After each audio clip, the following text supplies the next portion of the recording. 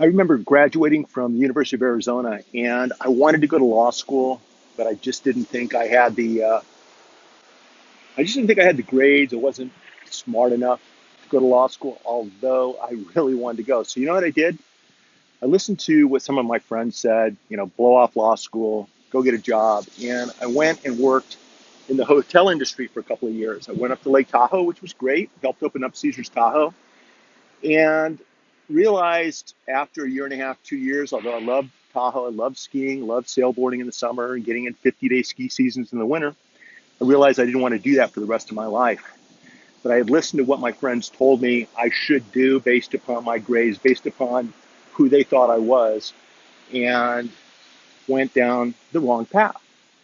Now, I learned a lot from the customer service industry. I grew up in the resort industry. So it was a great opportunity to refine my people skills, even though back in the day, that's not really what I was thinking about. But I met a lawyer at Heavenly Valley, which is a ski area at South Shore. And to make a real long story short, he convinced me, Mitch, follow your dreams, go to law school. It just takes commitment. If you're passionate about it, if this is what you want to do, then you're going to do just fine.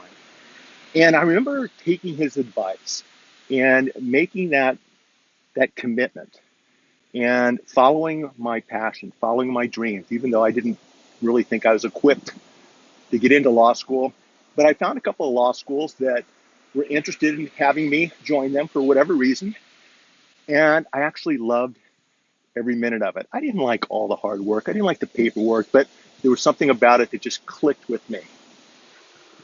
There are no lawyers in my family, my immediate family, that I can think of. And so when I graduated from law school, when I passed the bar, I thought to be successful, I needed to do what everyone else who I thought was successful, do what they're doing. And that's exactly what I did for about five, 6, 7 years. But then something happened. And that's what I want to share with you guys. What happened was I realized if you want to blend in, if you want to be like everybody else, then do what everybody else is doing. If you want to give yourself a shot to stand out, if you want to give yourself a shot to excel at your craft, whether you're a doctor, a lawyer, a CPA, a musician, an actor, whatever it might be, frankly, if you make donuts for a living, right? What you got to do is give yourself permission to be different. Give yourself permission to do things completely different than everybody else in town. If you're a lawyer, follow state bar rules.